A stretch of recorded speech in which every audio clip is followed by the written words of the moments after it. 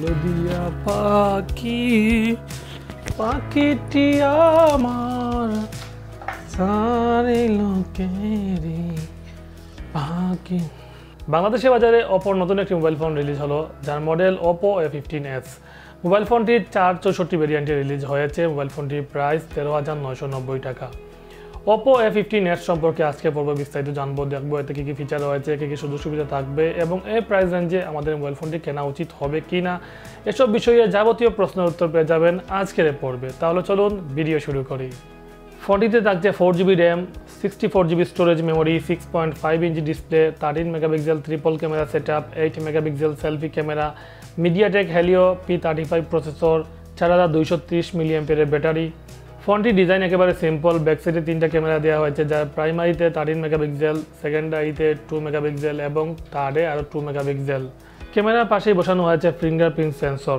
এ বাজেটে কমপক্ষে 16 মেগাপিক্সেলের ক্যামেরা সেটআপ দেওয়া উচিত ছিল, আর এই ক্যামেরা সেটআপ দিয়ে মোটামুটি মানে ছবি তুলতে পারবেন, ভিডিও রেকর্ড করতে পারবেন 1080 পিক্সেলের 30 fps দিয়ে।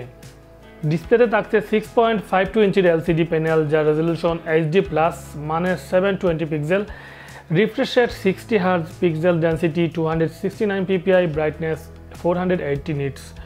এ বাজেটের ডিসপ্লে নিয়ে কোনো অভিযোগ নেই, যথেষ্ট শার্পনেস পেয়ে যাবেন, আউটডোরে ব্রাইটনেসও সন্তুষ্টজনক। এতে থাকছে মিডিয়াটেক হেলিও P35 প্রসেসর, যা clock speed 2.3 GHz, GPU GE8320। Processor নিয়ে যদি বলি তাহলে বলবো এখানে আরেকটু উন্নত মানের প্রসেসর দেওয়া যেত, যদিও এই প্রসেসর একেবারে খারাপ না। বেশিরভাগ লোয়ার বাজেটের ফোনগুলোতে এই প্রসেসর ব্যবহার হয়ে থাকে, তাই 14,000 টাকার বাজেটের ফোনে কমপক্ষে মিডিয়াটেক G70 প্রসেসর দিলে আরও ভালো হতো। ফোনটিতে র্যাম থাকবে 4GB এবং স্টোরেজ মেমোরি 64GB। এই প্রসেসর এবং র্যামের সেটআপে মোটামুটি আপনারা ভালো পারফরমেন্স পেয়ে যাবেন। গেমিং পারফরমেন্স এই ফোনটিতে একেবারে আশা করা যায় না, তবুও টুকিটাকি গেম খেলতে পারবেন, নর্মাল গেম খেলতে পারবেন এবং ফ্রি ফায়ার খেলতে পারবেন, অনায়াসে কোনো সমস্যা হবে না। তবে পাবজির বেলা লো গ্রাফিক্সে খেলতে হবে। যদিও এটি গেমিং ফোন না, তারপরও ফ্রি ফায়ার খেলতে পারবেন। পাবজি না খেলার জন্যই বলবো, এবং মূলত এটি গেমিং কেন্দ্র করে ফোন তৈরি করা হয়নি এবং আপনারাও গেমিংয়ের জন্য ফোনটি কিনবেন না। ফোনটি চালু হবে ColorOS 7.2 বেস অন অ্যান্ড্রয়েড ভার্সনে। 177 গ্রাম ওজনের এই ফোনটি, ব্যাটারি থাকবে 4230 অ্যাম্পিয়ারের। ফোনটির ডান দিকে পাওয়ার ও ভলিউম বাটন, বাম দিকে সিম স্টে, যেখানে দুটি সিমের পাশাপাশি একটি মেমোরি কার্ড ব্যবহার করতে পারবেন। উপরের দিকে কিছুই নেই, নিচের দিকে পেয়ে যাবেন loud speaker, micro USB charging port, microphone ও হেডফোন জ্যাক। ফোনটির বক্সে রাখছে 10 ওয়াটের একটি চার্জার, একটি কেবল, একটি ব্যাক কভার, সিম এক্সিটর এবং ওয়ারেন্টি কার্ড। তো ভিউয়ার্স, এই ছিল Oppo a15s মোবাইল ফোনটি সম্পর্কে বিস্তারিত।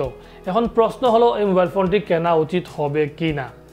তো আমি বলবো, যারা নর্মাল ইউজার, বিশেষ করে মেয়েরা যারা সাধারণত টুকিটাকি ইউজ করেন, ইউটিউব বা সোশ্যাল প্ল্যাটফর্মে কাজ করবেন, অথবা নর্মাল ইউজের ক্ষেত্রে যেসব ইউজ করা হয় সেই রকম যদি ইউজার হয়ে থাকেন তাহলে মোবাইল ফোনটি কিনতে পারবেন। যদি আপনি হেভি ইউজ করতে চান, গেমিং করতে চান বা দিনরাত এমন কোনো কাজ করতে চান যে এই মোবাইল দিয়ে আপনি সব কিছু করবেন, অনেকেই আবার ইউটিউবিং করতে চান যে মোবাইল দিয়ে ক্যামেরা শ্যুট করবেন, ভিডিও এডিটিং করবেন, তাহলে আমি বলবো এটি না কেনাই বেস্ট হবে।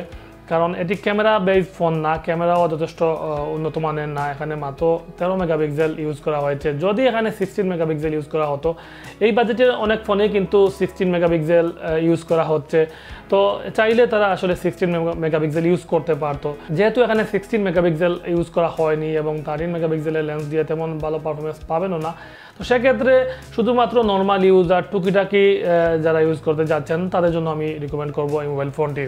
তো ভিউয়ার্স, এই ছিল আজকের পর্ব। যদি ভিডিওটি ভালো লেগে থাকে তাহলে অবশ্যই চ্যানেলটি সাবস্ক্রাইব করবেন, লাইক কমেন্ট করে পাশে থাকবেন। সবাই ভালো থাকুন, সুস্থ থাকুন, এই প্রত্যাশা শেষ করছি। আল্লাহ হাফিজ।